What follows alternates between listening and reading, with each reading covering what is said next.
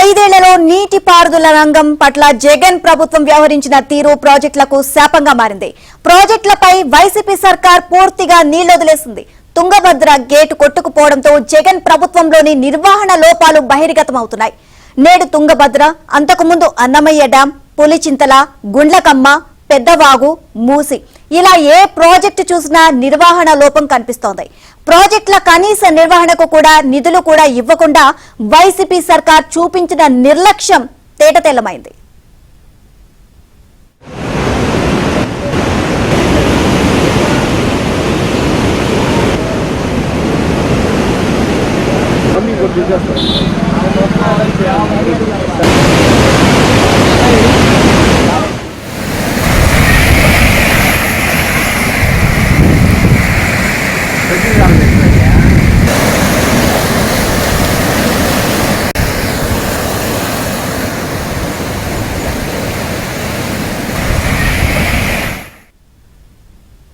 Tungabhadra project భద్రతకు గత AP, Karnataka ప్రభుత్వాలు నిధులు ఇవ్వకపోవడంతో ప్రస్తుతం అక్కడ పరిస్థితి అధ్వానంగా మారింది. తుంగభద్ర గేటు కొట్టుకుపోవడంతో నీరు దిగువకు పోతుంది. నిజానికి తుంగభద్ర ప్రాజెక్టు తల్లుపు జీవిత కాలం 45 ఏళ్లు. కానీ ఇప్పటికే ఆ గేటును 70 ఏళ్లుగా సేవలందించినట్లు అధికారులు చెబుతున్నారు. గత ప్రభుత్వాల హయాంలో ఈ 2 ప్రాజెక్టులను ఖాళీ చేసిన అధికారులు గత ఏడాది డ్యాం నిర్వహణ పనులు పగడబందీగా చేయలేదు అన్న అనుమానాలు వ్యక్తమవుతున్నాయి.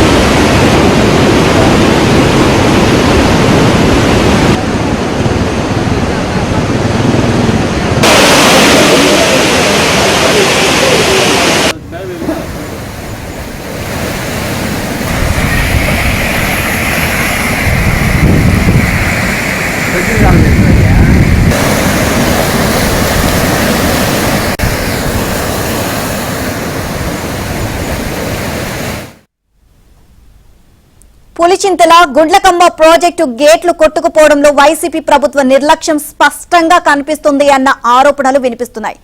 గేట్లు కొట్టుకుపోవడంతో నిల్వ ఉంచాల్సిన నీరు వృధాగా సముద్రం పాలైంది. కనీసం గేట్లు నిర్వహణ, గ్రీజుకు కూడా జగన్ ప్రభుత్వం నిధులు ఇవ్వకపోవడంపై విమర్శలు వెలువెత్తుతున్నాయి. ముంపు బాధితులకు కూడా వైసీపీ ప్రభుత్వం ఇళ్లు నిర్మించలేదు.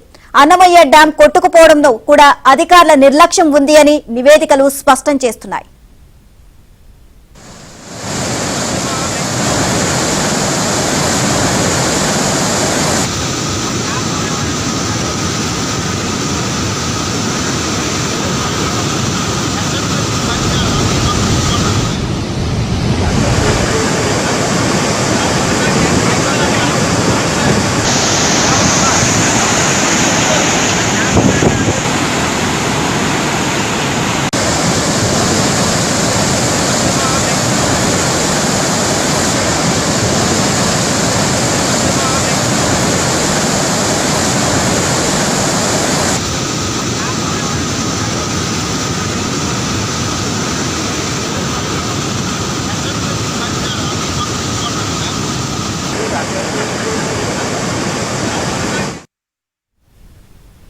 ఏపీలో గత 5 ఏళ్లలో నీటిపారుదల రంగం పట్ల జగన్ ప్రభుత్వం వ్యవహరించిన తీరు ప్రాజెక్టులకు శాపంగా మారింది. ప్రాజెక్టులపై వైసీపీ సర్కార్ పూర్తిగా నీళ్లొదిలేసింది.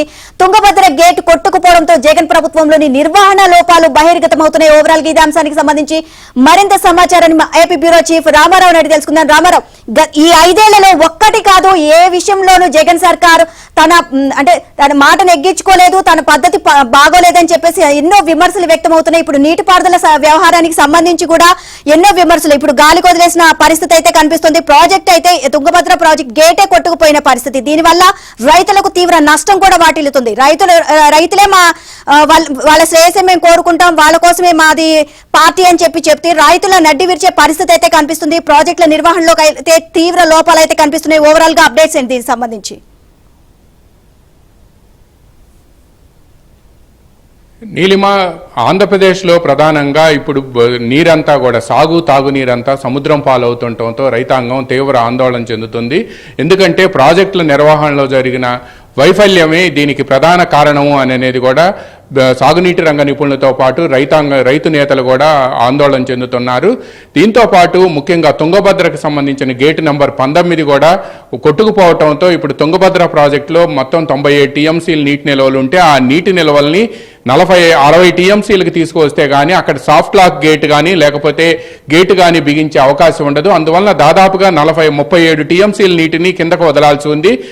ఇదే సమయంలో శ్రీశైలం ప్రాజెక్టులో కూడా పూర్తిస్థాయి నీటి మట్టం నిండుకొని ఉండటంతో 885 అడుగుల వరకు కూడా 880 అడుగుల వరకు కూడా నీటి మట్టం ఉంది. దీంట్లో శ్రీశైలం ప్రాజెక్టులో ఇన్ఫ్లో అంతా కూడా 87,000 క్యూసెక్కులు అయితే అవుట్ఫ్లో దాదాపుగా 190,000 క్యూసెక్కుల్ని కిందకు విడుదల చేస్తున్నారు. నాగార్జున సాగర్లో కూడా 590 అడుగుల నీటి మట్టం ఉండటం 590 అడుగులు పూర్తిస్థాయి నిల్వ సామర్థ్యం అవటంతో దాదాపుగా 585 అడుగుల వరకు కూడా నీటి మట్టం ఉంది. అదేవిధంగా పులిచెంతల్లో కూడా 45 టీఎంసీల పూర్తిస్థాయి నీటి నిల్వ సామర్థ్యం కాగా అక్కడ రిజర్వాయర్ది దాదాపుగా 38 టీఎంసీల వరకు ఉంది. తుంగభద్ర నుంచి దాదాపుగా 37 టీఎంసీల నీటి నిల్వలు కిందకి వస్తుండటంతో వరద నీటి ప్రవాహం.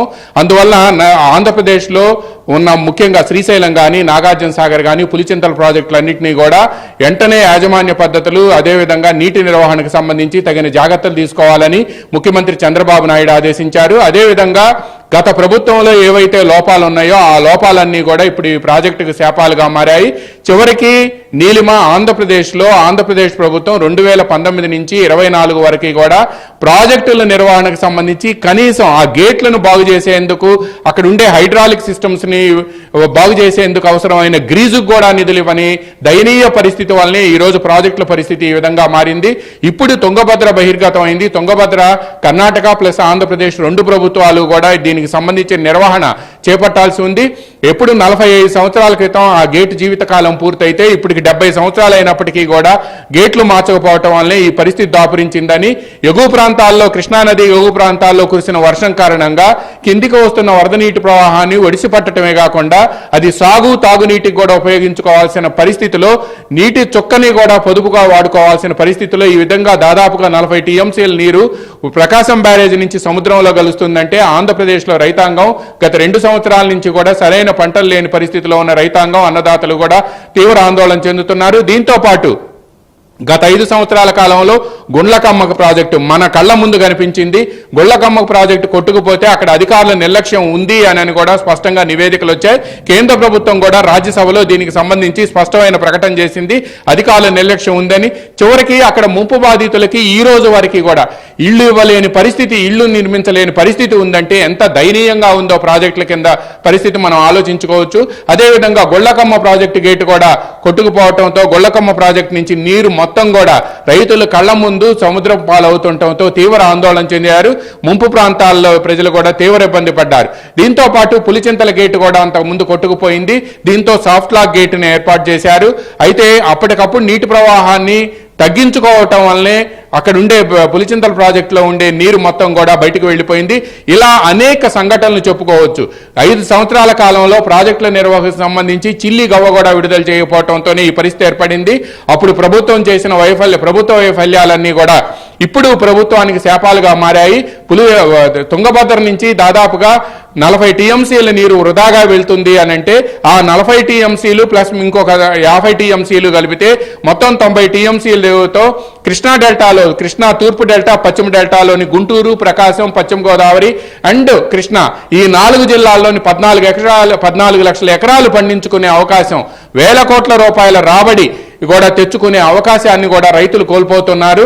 దీంతో పాటు ప్రాజెక్టుల నిర్వహణకు సంబంధించి ఇప్పటికైనా సరే గత ప్రభుత్వ వైఫల్యాలు ఏవైతే ఉన్నాయో అందు నుంచి గుణపాఠాలు నేర్చుకొని ఇప్పటికైనా ప్రాజెక్టులకు సంబంధించి తప్పనిసరిగా అధికార యంత్రాంగం సరైన చర్యలు తీసుకుంటే భవిష్యత్తులో రైతాంగానికి ఇబ్బంది లేకుండా ఉంటుందని, తాగునీరుతో పాటు దాదాపుగా ఈ మన ఆంధ్రప్రదేశ్లో శ్రీశైలం కానీ లేకపోతే నాగార్జున సాగర్ కానీ పులిచింతలు కానీ ప్రకాశం బ్యారేజ్ కానీ ఈ 4 ప్రాజెక్టుల కింద నాగార్జున సాగర్ కుడి ఎడమ కాలువలు, అదేవిధంగా శ్రీశైలం ప్రాజెక్టు నుంచి పోతిరెడ్డిపాడు హెడ్ రెగ్యులేటర్ నుంచి అక్కడ రాయలసీమలో ఉండే పలు ప్రాజెక్టులకు సాగు తాగునీరు, దీంతో పాటు పులిచింతల నుంచి ప్రకాశం బ్యారేజ్ ద్వారా కృష్ణా డెల్టాకి, దీంతో పాటు నాగార్జున సాగర్ కుడి ఎడమ కాలువల ద్వారా గుంటూరు, ప్రకాశం, నల్గొండ, అదేవిధంగా ఖమ్మం అండ్ కృష్ణా జిల్లాలకి, దీంతో పాటు ఇక కృష్ణా డెల్టాలో అయితే మాత్రం పులిచింతల నుంచి కిందకు వచ్చే నీటి ద్వారా కూడా పెద్ద ఎత్తున పంటలు పండిస్తున్నారు, వాణిజ్య పంటలు, ఆహార పంటలు పండిస్తున్నారు.